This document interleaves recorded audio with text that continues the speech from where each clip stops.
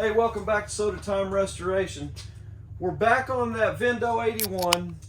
Got the cabinet in last night and stood it up, and like, oh no, I have done probably the not too many times I've done it, but I've caught myself on this one, especially doing this video series. I've kind of done a different process of doing things, but forgot to put the chrome strip pieces on.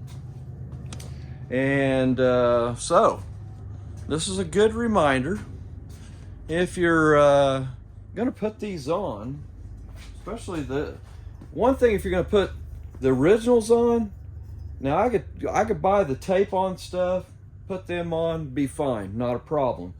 But I'm gonna show tonight, we're gonna clean these strips up. This stainless steel. You can see, I don't see if you can see this in the camera or not, but got a little bit of a ding there.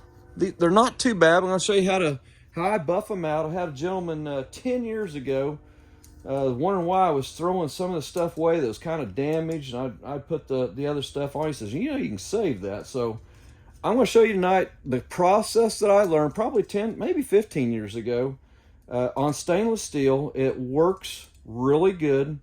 We'll make these two pieces look like they've just like new.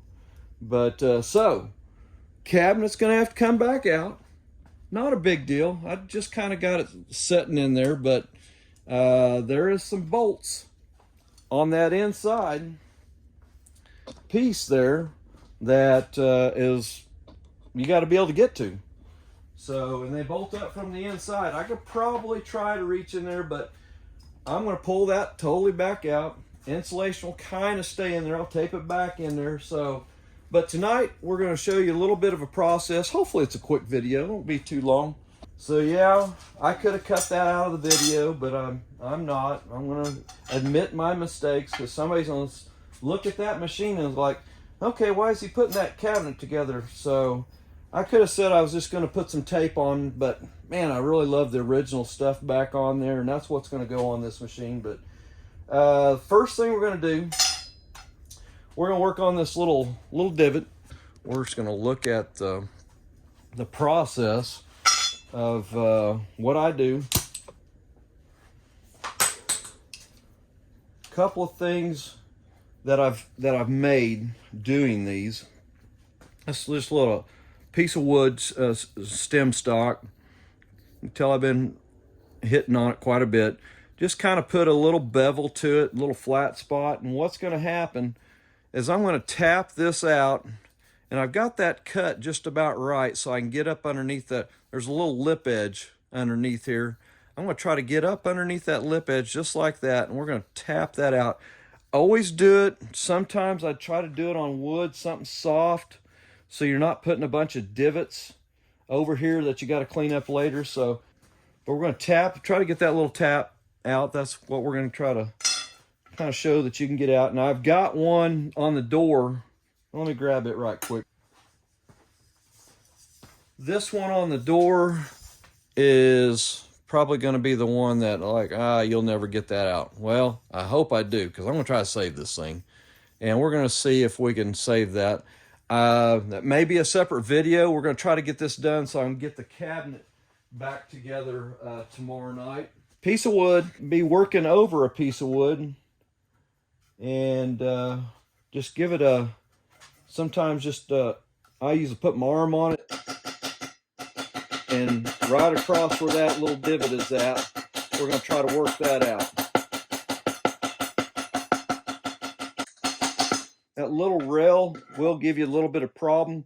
I tried to cut a little bit of a notch, so when that piece goes up underneath there, you can kind of get a little bit more. I've kind of wore this thing out where I need to get it a little bit more, but it's getting there. It's getting there. I can still feel it. If you can feel it with your finger, it's still there. So we're going to continue a little bit. And yeah, you can go too far, but I'll show you how to fix that. And sometimes you got to go a little bit too far to get it right. My little work table's probably not the best thing for this, but hey, we're getting there. We're getting there. Doesn't look like it there, and I'll show you how you're going to check yourself here in a second. getting there. Little bit to the high side there, which is fine. Shave that down. See where we're at here now. Really close. All right, so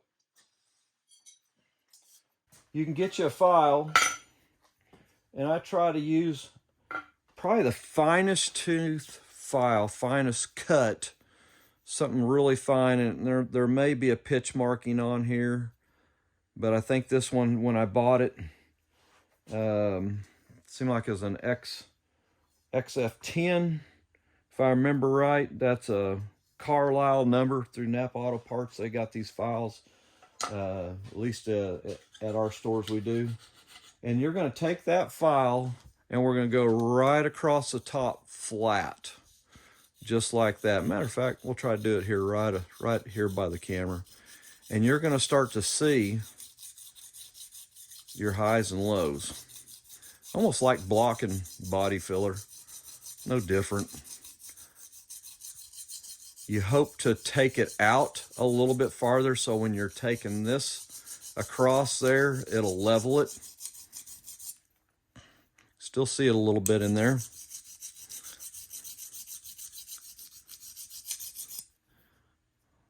Not too bad. I'm gonna get it on the flat table here and we'll give it a little bit here. If you tapped it out far enough, you will see as you're going across with the file, that line will start going away. And if it doesn't, you know, we'll tap it a little bit more. You're probably saying, how in the world you gonna get them file marks out? It's a process. Everything in restoration is just a process. Takes one thing to do another. But as you see, it's coming. It's coming along. That line's getting more fainter.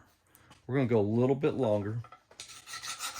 I've had people ask me, how do you know if you're gonna go through? Well,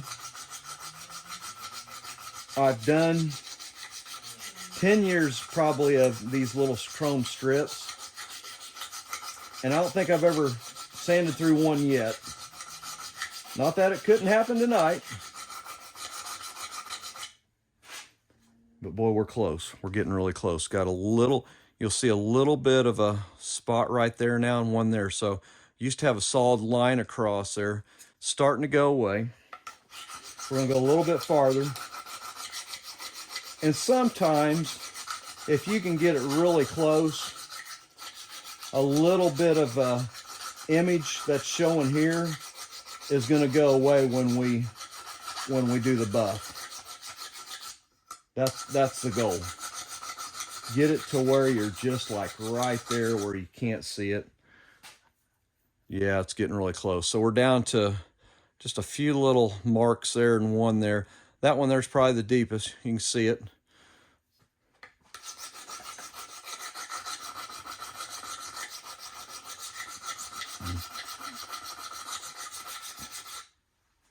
Boy, we're really close here.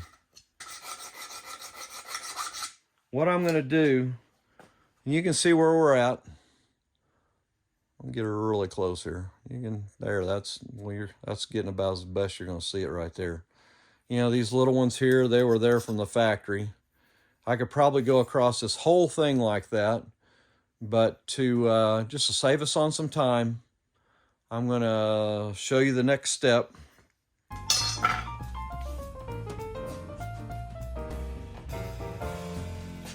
This is just a regular air operation.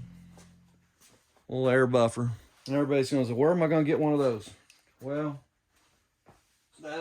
it could be an issue. If you're going to do this, this is the best thing to do. 10 years ago, before I owned one of these, I took, and I still have it. Matter of fact, I still got it taped up. I took a DA sander, an old DA sander I had, and there's a lock ring underneath here. So when you lock it down, it just spins instead of orbiting, going back on dual action sanding, you need it to spin in order to get this really polished out. You need it to spin constantly like a buffer wheel. Well, you can take a DA sander, lock that ring down right here, lock it down, because if you pop it out, then it goes back into dual action where it jitterbags, goes back and forth. But if you lock it in, get it to spin, you can then take that across and take that totally out. So tonight I'm going to use my regular tool. I've got we're going to try to do it. I used a fine file. I've got some 2000 grit, and I use this on a hook-it pad. So you can buy a hook-it pad for these. I like using the little hook-it pads. Pop them on, and I'm going to try to do these on the table, and then I'll bring them back up. But we'll get see if we can take that little image out of there. Make sure you guys seeing this all right.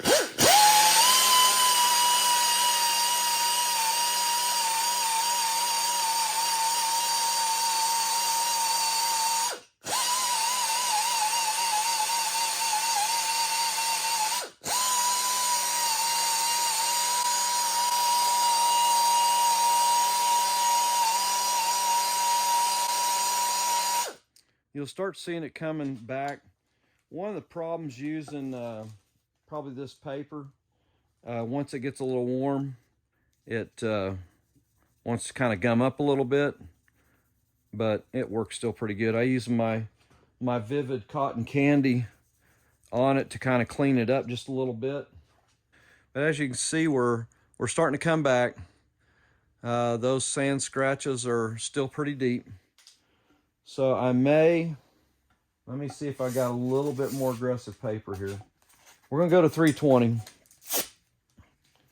And one thing about using 320, I mean, if you got to sand the whole thing, the 320 is going to take it off a little bit quicker. But we'll see if we can do this right in the face of the camera here.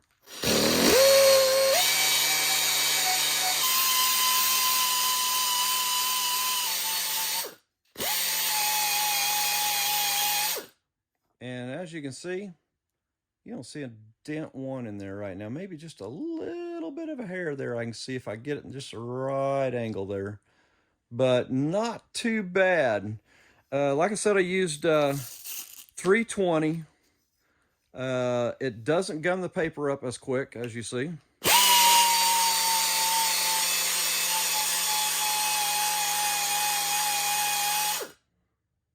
But not too bad. Got that dent out of there. Didn't take very long. Using 320, we're going to grab some, let's see if we got some 600 that we can go with. And there's where we're at with 320 on the buffer. We're going to take a little piece off of this one. Like I said, we're at 600. I like to do it wet with this type of paper. Well, I'll tell you what, we're going to start out dry. We're going to start out dry and just kind of show you what you can do with just regular dry paper. I'll try to get it paper a little smaller here, but here we go.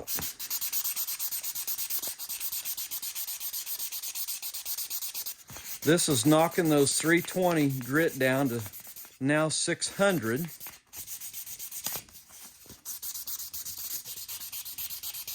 We're doing it dry. It's not doing too bad. Not too doing bad. It's going to be a kind of a dull image right now.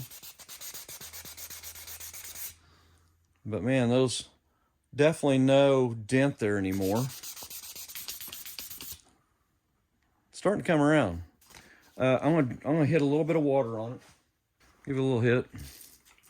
And let's see what water does. You can kind of see where the buildup in the paper is hitting. Let's do a little bit of wet on there. I just think the wet keeps it from plugging up as much. Lets the paper do the work. You can see it's kind of turning a little black. You can tell the sound's even different. Okay, let's wipe that off.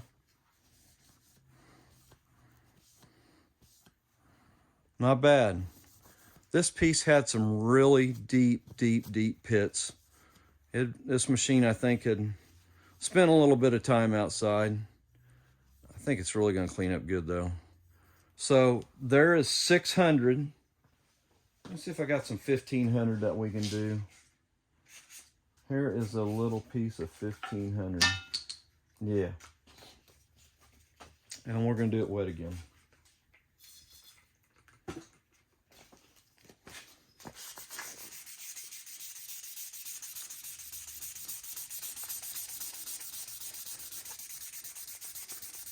So now we're at 15.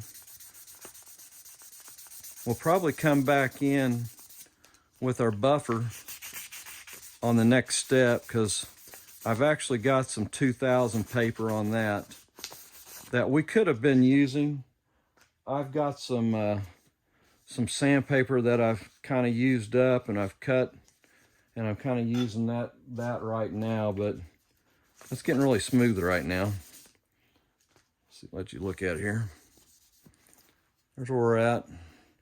Not seeing that dent in there at all. We didn't have it totally out with the file, but it kind of shows you right there. You don't have to get it totally out. But sometimes when you get the gloss back on it, it will show up again. So we're going to go back. Get rid of that 320. We don't want to start all over again. And I think, hopefully, yeah, I got one more 2000 left. So let's see what that 2000 does to it now.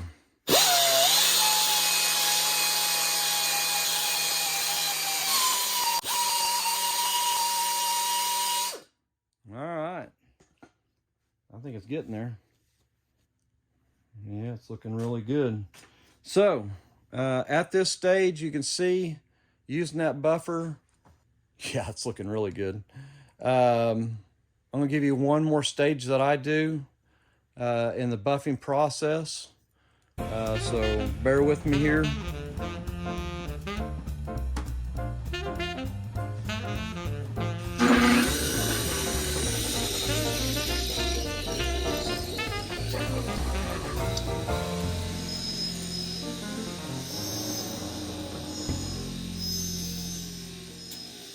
I got two wheels I use. This is probably the stiffer wheel. I use a little bit of a stainless compound on it. But yeah, that's coming to life, and that's not even the final buff. Final buff usually gets in there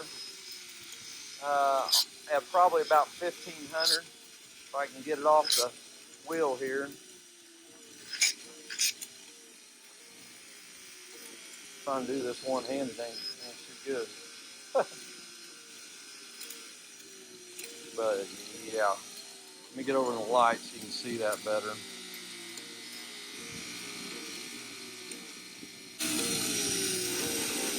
One-handed effect's not the best, but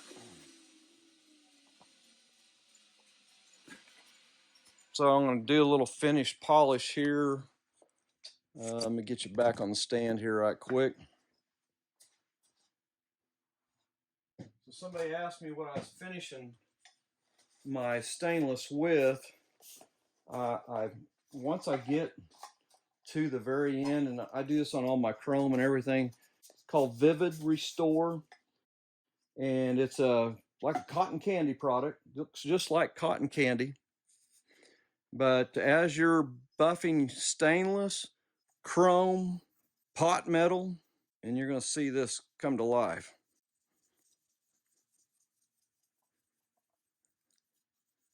It's got as you see, it's taking stuff off right now. It really is I call it the final finish for stainless products. You can use a steel wool if you want to start with, if you don't have a lot of products to clean up, but then you get to that. No more dent across the base there. hopefully you can see that. I mean, this has got it's got a ways to go. We're gonna have to do some buffing on this, but hey, we're there. Dents out. It's just a matter of cleaning it up and getting this thing polished up and getting it done. But remember this product, Vivid Restore. It's on Amazon. The only place you can buy it actually on Amazon. $19.95. Obviously free shipping if you got Prime. But 6 feet comes in the container. There's probably 2 inches. We probably used, you know, we didn't even touch this thing. It's, if you stick it back in the canister, you'll save it. But 2 inches will do almost a whole complete wheel. So if you got chrome wheels or some exhaust on your Harley or any kind of chrome products, great product. So I'll, if you're looking for that, we'll put a little comment in the bottom of the video with a link to that. So some people have been asking me about what we finished with. That's what we finished with.